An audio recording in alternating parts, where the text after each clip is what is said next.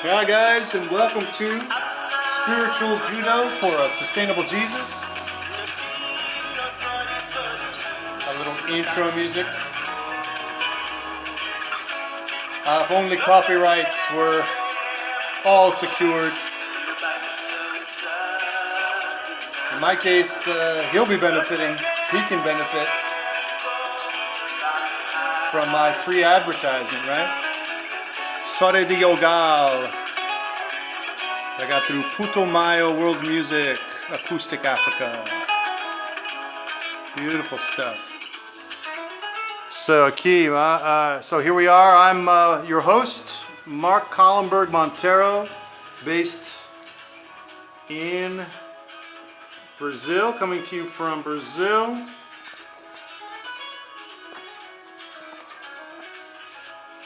Turn on the light here. Cast some more light on our subject.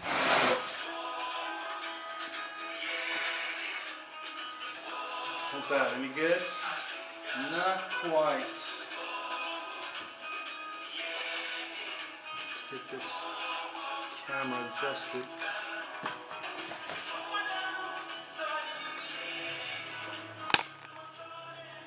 Any better? Almost there.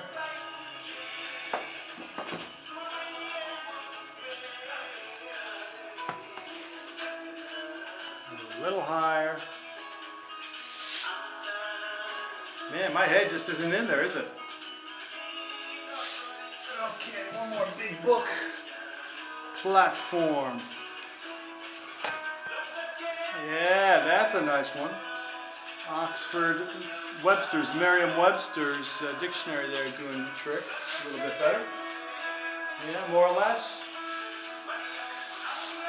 Well, actually, I wanted to show you guys. So thank you, Sore de Yogal. I wanted to show you guys the Mike Winger versus Matt Dillahunty debate. I'll just let that go on the distance there.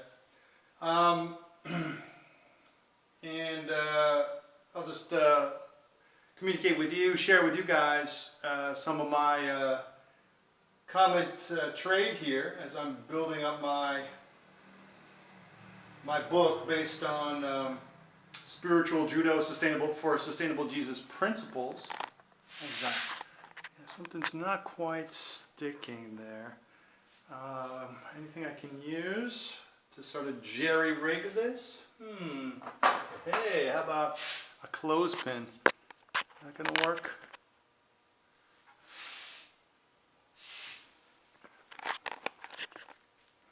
Maybe, maybe not. Yeah, okay, a little bit, almost there. My eyes are almost in the camera, standard-wise. So, the religion versus science, and religious and science needs religion, and they both need each other ultimately. But ultimately, science is part of religion, and that's, I think, the more significant relationship that makes sense ultimately. Speaking as a Renaissance man, latecomer, Gandhian Christian that I am, that's my prophetic statement. Okay, so let's get to business here. So I'm gonna, I've transferred and I've worked on my comments to make them all articulate and super smart. Hey, I've got a new, check this out, I've got a new, as I'm writing my, my book, I've got a nice idea here about sharing and disclosing who I am, right? You know, I think I'm going to put a little bit more height on this. Man, these lovely books do come in handy. Use your head and use your books. That's all. Uh-oh, it's getting all off balance there, is it? Man, there's just a lot of factors to take into account, you know?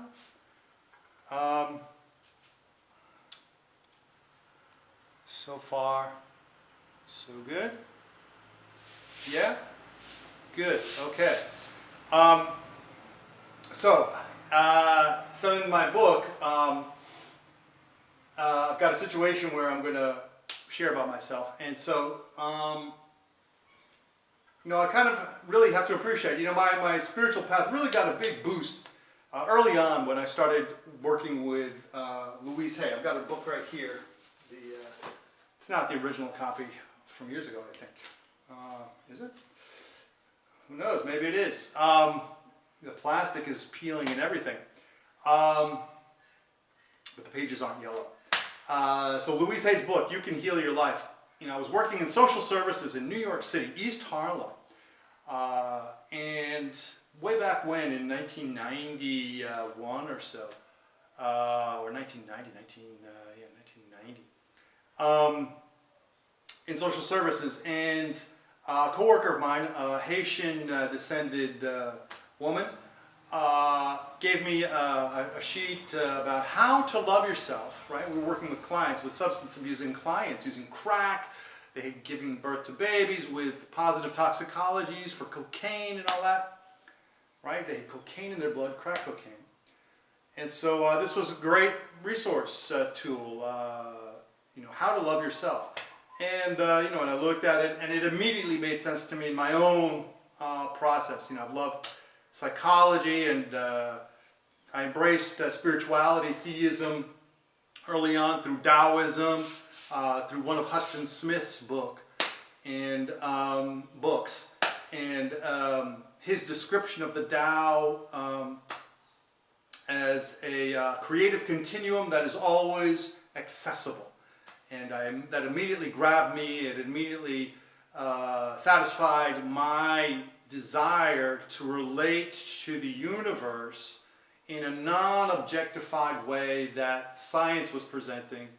Right? I was there as a student, in high school, doing really well, on my way, getting ready to go to, ultimately my point here,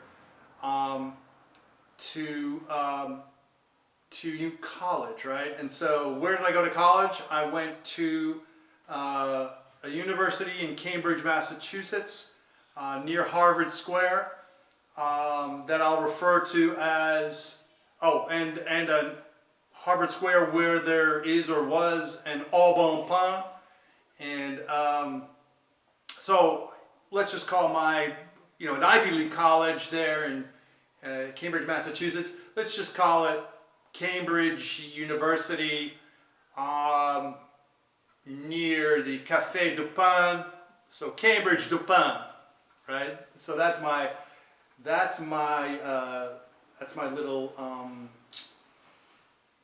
little trick. That's my little signature way to talk about where I went to school. To kind of play the humility card. Or maintain, right? Maintain the humility along with the self-love and the competent projection, right, of inclusion, right? Balancing inclusion and elitism, right? The exceptional qualities that are in fact related to valuing education and truth, right? So, love it. Good stuff, right? So, I am a graduate of Cambridge du Pain, or Cambridge du Café du Pain, and here we are. So the largest subject then is this debate between, debate between Mike Winger, the theist, the young theist guy, and Matt Dillahunty, this Texan atheist guy who's very good at saying no. That doesn't prove it to me, and that's a claim in the persistent style of rejecting religion that these anti-theists, this new anti-theist generation, or whatever, that the anti-theists have. So, let's just go down. I'll just take you down the comment sequence here. Looks like I was on another one. So here it goes.